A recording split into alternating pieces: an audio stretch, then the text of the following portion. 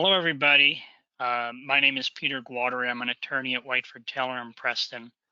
And today's topic is going to be tips for employers in navigating the COVID-19 vaccination landscape. I know many of you have already begun this process, but there are always questions that come up in the context of vaccination programs, administration, legal issues. And today we're going to cover those in a general fashion for you to provide some insight as to legal issues that come up with vaccines and how you might address them. So, where do we start? I always encourage clients to sit down and think through a vaccination policy first. What is the business need for vaccinations? Well, in a CCRC, that seems to be fairly obvious.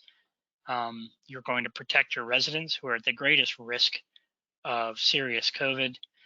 You're also protecting your employees who may be at risk for serious COVID, but also may be spreaders of COVID to others within the facility.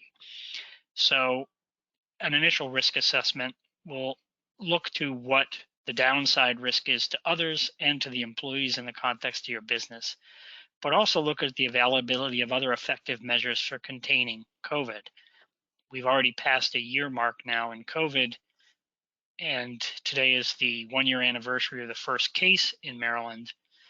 And many of you have adopted serious measures for infection control. And these give you some insight as to the effectiveness in preventing the spread of the virus within your facilities.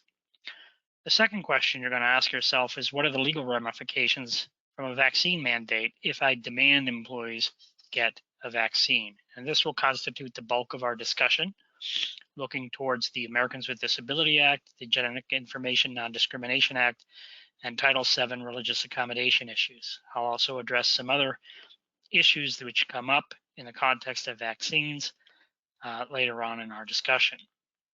What is your workforce culture? Are your employees resistant to a mandate? Are there particular subgroups within your employee population who may be against mandated vaccines?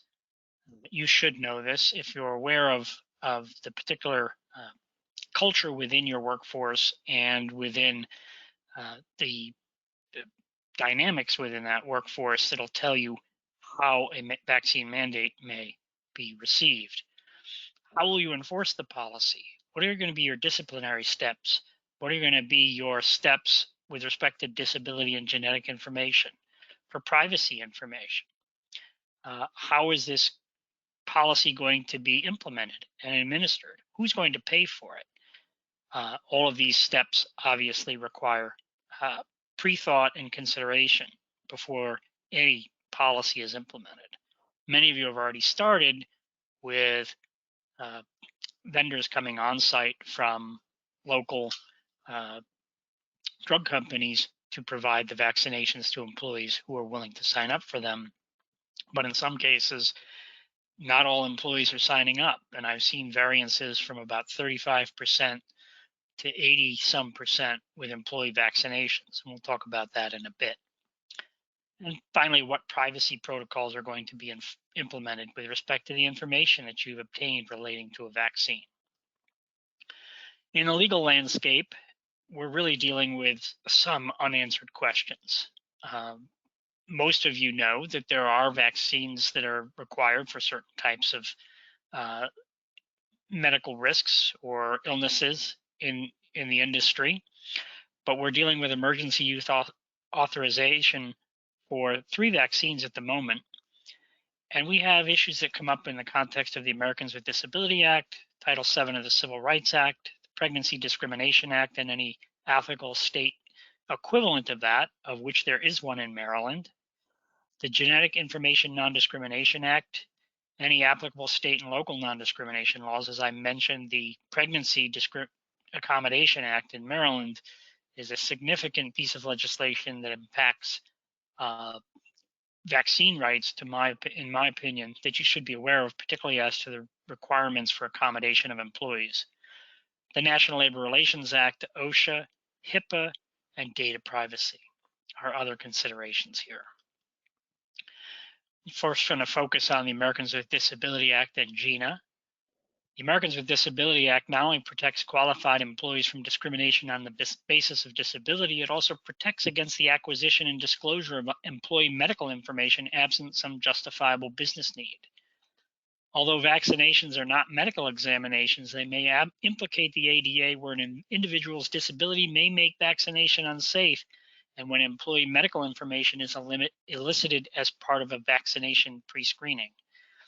Most vaccination pre-screenings will ask whether the person suffers from certain types of medical conditions, and the EEOC has stated that these specific questions would constitute a medical examination and raise issues with respect to employer-provided vaccines where vaccines are mandated. Notice there's a difference between employer-provided vaccines versus offering the services of a third party or providing for employees to obtain a vaccine through a third party.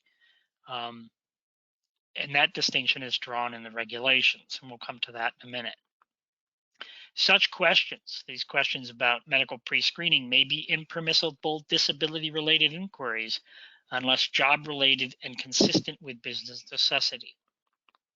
Similar concerns are raised under the GINA where personal or family health history may be disclosed as a result of those specific questions. So the initial concern you have is if you as a CCRC are providing the vaccines as opposed to providing an opportunity for vaccination on site or requiring vaccination off site and then providing evidence thereof, is that you may be conducting an impermissible disability-related inquiry unless you can justify it through business necessity. A second issue which comes up in the context of the ADA is reasonable accommodation. An employee is entitled to an exemption from a mandatory vaccination requirement based on an ADA disability that prevents the employee from receiving the vaccine safely, where the employee is otherwise able to safely perform their job duties and does not present a direct threat to themselves or others. Pregnancy, such as impairments resulting from pregnancy, gestational diabetes, or preeclampsia, may preclude an individual from receiving a COVID vaccine, at least for the duration of the pregnancy. Those would qualify potentially as disabilities, temporary disabilities, to be accommodated in the same manner as a disability under the ADA or state non-discrimination statutes. And here I refer you again to Maryland law and the Maryland Pregnancy Non-Discrimination Act, which specifically requires employers to take steps necessary to reasonably accommodate a pregnant employee. If a request for accommodation is made, the questions to ask yourself will be, is there an accommodation that permits the employee to do the job safely? Will that accommodation impose an undue hardship on us as a business? And will continuing employment pose a direct threat to the employee, coworkers, or the general public? These are typically high standards, particularly the last one with respect to direct threat, typically high standards for an employer to meet before an employer may terminate an employee. So as part of this analysis, before an employer is going to take action against an employee, they must determine if no reasonable accommodation is possible, or if having the worker on site presents a direct threat. This requires an employer go through an interactive process with the worker. A worker cannot be immediately terminated simply on an assumption that the fact that the individual will not be able to get a vaccine presents that direct threat. A good faith exchange of information and ideas is required.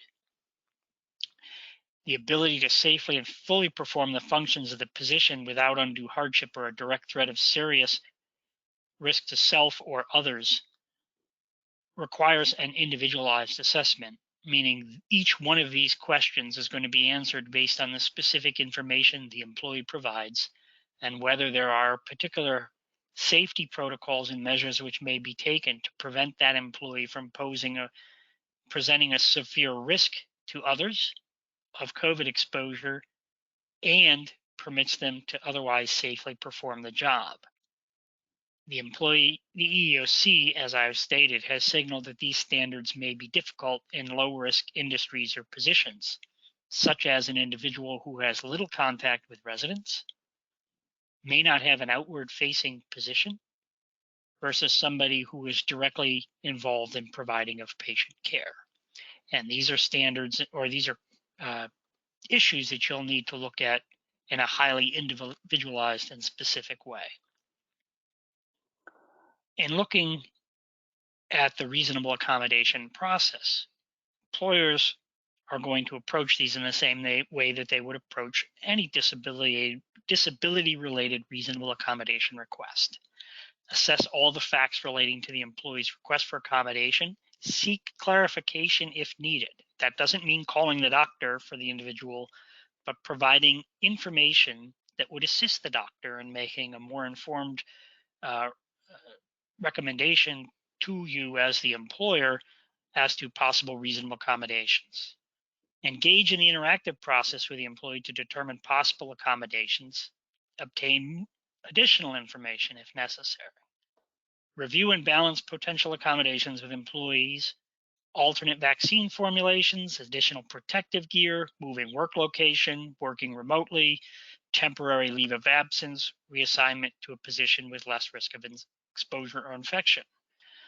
And in one circumstance, I can tell you as to an alternative vaccine formulation, persons may have a religious objection to the Johnson & Johnson vaccine.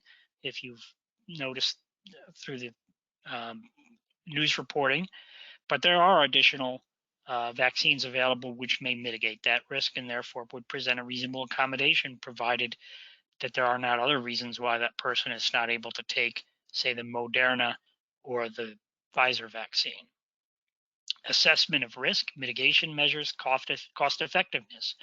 All of you have spent a year using PPE and other protective measures, and the question would be, if the person doesn't get a vaccine, what type of protective measures could be continued that would be reasonable, not an undue burden on us as an organization, that would substantially mitigate the risk to permit the person to safely perform the job.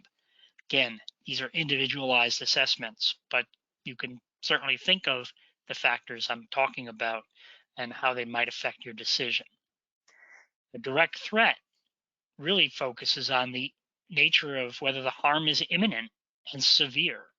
If your residents are all vaccinated and the risk of severe COVID is zero, as medical data is starting to show, even though the risk of infection may not be zero, then the risk factor may be substantially low, such that a direct threat is difficult to establish. These are hard questions, and the EEOC has no answers on them. But if you read the regulations, or at least the Q&As that they provided, you'll see that this seems to be a last gap measure if there is a real concern about safety. In the context of religious accommodation, a sincerely held religious belief or practice which prevents the employee from taking the vaccine would be a basis for providing an accommodation. However, in the religious accommodation context, it's not an undue burden, but whether it would be more than a de minimis cost, which has been defined as an undue hardship, but it's a much lower standard than the ADA.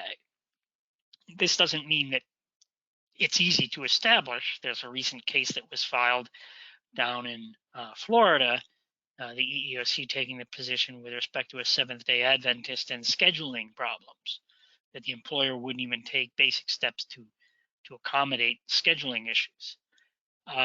But it does mean you have to make at least an assessment to determine whether there's more than a de minimis cost to you as an organization.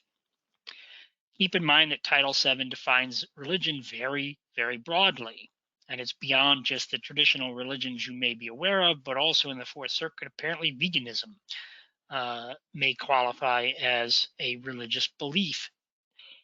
The sincerity of the religious belief is a matter of credibility, and you'll have to determine if the employee is now posing religious accommodation as an issue, their religious beliefs as an impediment to getting a vaccine after trying every other effort to not get the vaccine. And believing that George Soros or Bill Gates are implanting chips in your brain does not appear to be a religious belief at this time. But you will be able to make that decision based on factors that you have available to you. Switching gears a little bit, we'll look at third parties and proof of vaccination. As I explained to you earlier, the issue with pre-vaccination questionnaires can be mitigated by having a third party provide the vaccination and the employee submit proof. This avoids the question of whether that pre-vaccination questionnaire is a medical inquiry. And in the case of third parties and proof of vaccinations, you can require simply a verification of the vaccination from the employee, but you must be careful to ensure that that proof of vaccination does not disclose medical information about the individual or information about their disability. And this presents questions as to what questions you may ask of that individual as to when and why they obtained the vaccination. Again, bear in mind that it's up to the employee to request a reasonable accommodation, and inquiries of this nature should be carefully phrased to avoid appearing as if they are seeking medical information. A question as to why someone did not get a vaccine, if you look at the EEOC guidance, may be potentially a disability inquiry that's prohibited absent some business justification. There are additional legal issues to consider here beyond those that I've discussed under the ADA, Title VII, and GINA. Is the NLRA. If you have a unionized workforce, you may need to bargain with that union over the vaccination decision, depending on the terms of your contract. If there's group opposition to a vaccination plan, that may qualify as protected concerted activity even without a union. And in those cases, you should be consulting with counsel. Medical information should be maintained privately. The ADA, HIPAA, and applicable data privacy laws, such as in California and Florida and other states, would require that information be maintained confidential, and the security of that information is important as well, that such information should be maintained in such a way that it cannot be readily accessed by an unauthorized user, whether internal or external. Also keep in mind that at this point in time, consent forms for the vaccines, I advise there are a right to refuse vaccination because they're provided under emergency use. How does this square with an employer's mandate if the employee is told as part of the vaccination process because it's emergency use authorized, they may refuse the vaccination? That's a question we don't have the answer to. However, we'll tell you that the Journal of American Medical Association did publish an opinion piece which suggested that there are severe ethical issues raised by this in connection with mandating a vaccine. So that's an initial problem here that's really one of first impression and should not be lightly discarded.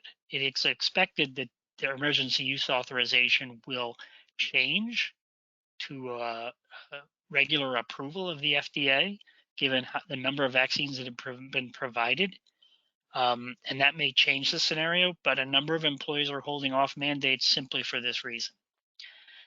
And finally, compliance with safety standards even after the vaccination. I would look to OSHA, which does not have a standard with respect to vaccinations. However, there is a general duty clause. My read of that is that it does not require employers to mandate vaccines. It merely requires them to take the best measures available to protect the safety of their employees and provide them a safe workplace. We may see that change given that the Biden administration has directed OSHA to implement regulations on workplace safety in light of OSHA. So we're going to see those standards come out. Likely we'll see standards that affect air quality and workplace air circulation, but we may see something related to vaccination programs. It's hard to say at this time. So what are your strategies for a reluctant workforce? Well, informational campaigns, concerns over safety and side effects. Explain to employees what the risks are, what the safety facts are, the number of vaccines given, the number of adverse reactions. Set an example. Show your employees by your own example that you're willing to take that vaccine. Think of employees' incentives, such as leave time for vaccinations, gift cards, sick time for side effects, mobile clinics, and even cash compensation. Now, cash compensation has recently come under criticism because some parties feel that offering cash benefits for taking the vaccines suggests that there may be a risk involved in taking the vaccines and that it undercuts the message that the vaccines are safe. Again, these are problematic issues, and you'll need to sort of read the literature, read the articles and editorials that discuss these issues and come to your own decision. Another problem with cash incentives may be wellness plans. This is another issue which is unclear. HIPAA and ADA have specific regulations which relate to wellness plans. The ADA has final draft regulations out there suggesting that only de minimis gifts may be permissible under wellness plans. And to the extent these rules apply to a vaccination program, the jury's still out. And we simply raise these as concerns that need to be discussed and potentially as to the scope of what you may be willing to offer.